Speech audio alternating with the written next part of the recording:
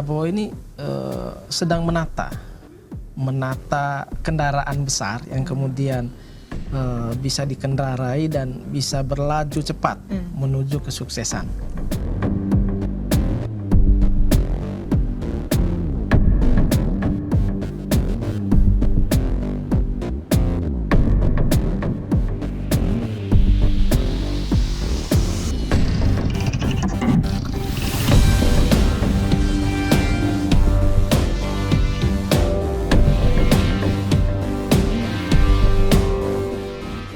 Kabinet sekarang ini terlihat cukup gemuk. Harusnya di 1 tahun pemerintahan ini sudahi bulan madu politik, sudahi bagi-bagi jabatan. Tetapi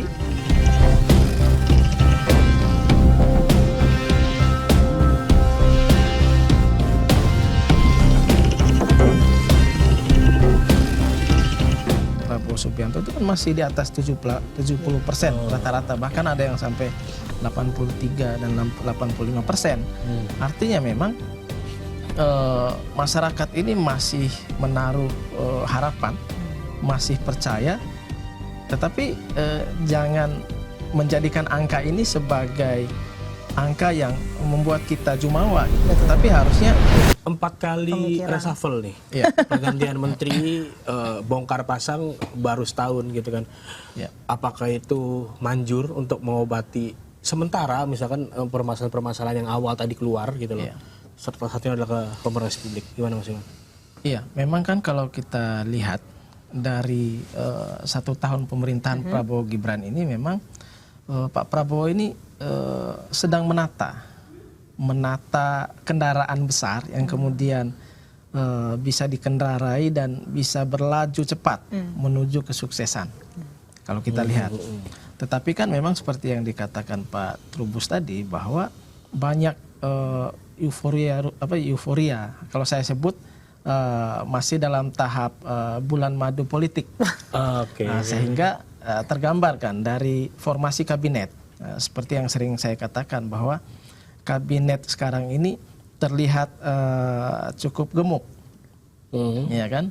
Kemudian masih saya kira di reshuffle terakhir itu sudah selesai, tetapi ada pelantikan lagi, penambahan wakil menteri, ya kan, kepala badan, terus ada asisten khusus, ditambah lagi. Nah, maksud saya harusnya di 1 tahun pemerintahan ini sudahi bulan madu politik, sudahi bagi-bagi jabatan, tetapi bagaimana menata formasi kabinet yang kemudian berkompeten, berintegritas, sehingga ke depan masalah-masalah yang terjadi, misalnya kesalahan dari komunikasi publik, kemudian kesalahan mengambil kebijakan, kemudian kegaduhan akibat kesalahan mengambil kebijakan tadi harusnya bisa diminimalisir.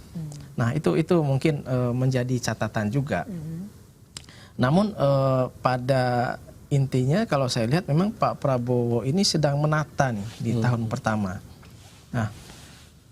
Nah ini kalau kita lihat gambaran survei dari beberapa lembaga survei, itu kan kepuasan publik terhadap kinerja pemerintah, khususnya Presiden Prabowo Subianto itu kan masih di atas 70% rata-rata, bahkan ada yang sampai 83 dan 85%. Artinya memang masyarakat ini masih menaruh harapan, masih percaya, tetapi jangan menjadikan angka ini sebagai angka yang membuat kita jumawa gitu. Tetapi harusnya ini menjadi angka yang menjadi beban pemerintah ke depan, bahwa kepercayaan publik itu ternyata masih besar dan ini tanggung jawab, harus dijaga.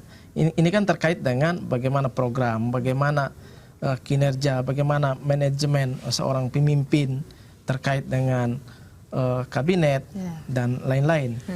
Nah, kalau kita lihat tadi banyak kesalahan di awal terkait komunikasi misalnya. Walaupun seperti Pak Bahlil di awal misalnya, itu kan memang menimbulkan kegaduhan. Tetapi sebenarnya kebijakan itu baik.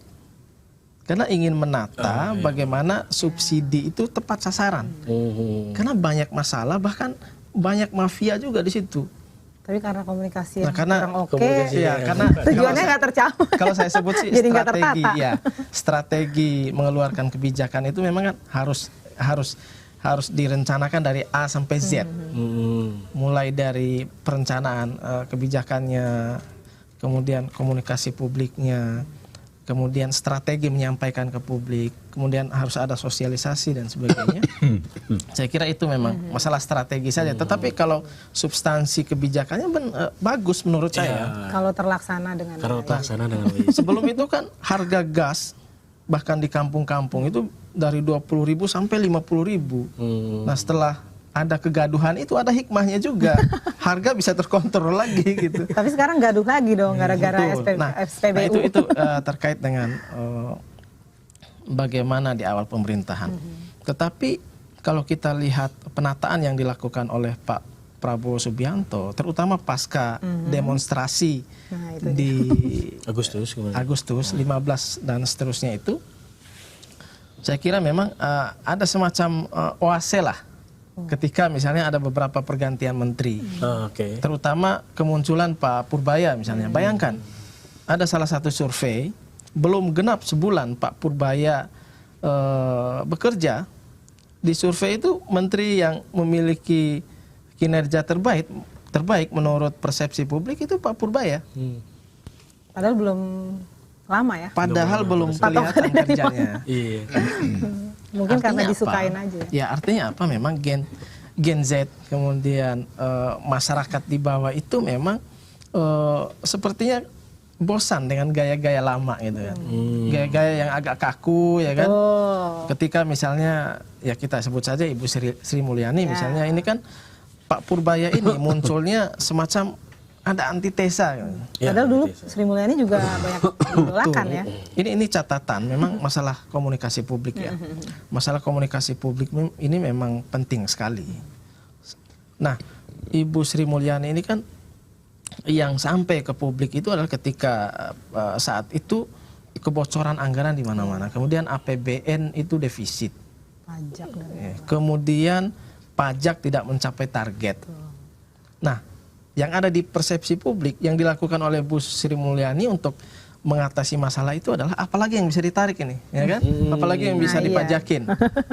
Ada royalti lah, ya kan? Ada e-commerce, ada bahkan wacana 12% PPN, ya kan? Sehingga masyarakat itu jenuh dan marah karena kebijakan itu.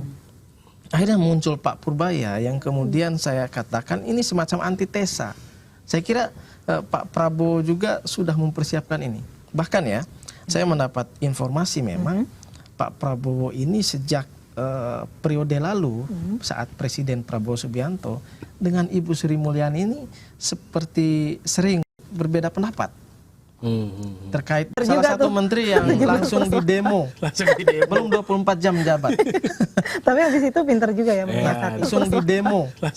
Belum 24 jam menjabat. Tapi habis itu pinter juga ya menyiasati. Nah, kalau saya lihat Pak Purbaya ini gaya komunikasinya itu disukai oleh Gen Z. Ini kan beliau ceplas-ceplos, gua lu kan, bahkan di rapat resmi gua pecat lu. Gua pecat lu. Artinya memang masyarakat membutuhkan komunikasi yang tidak membuat jenuh gitulah.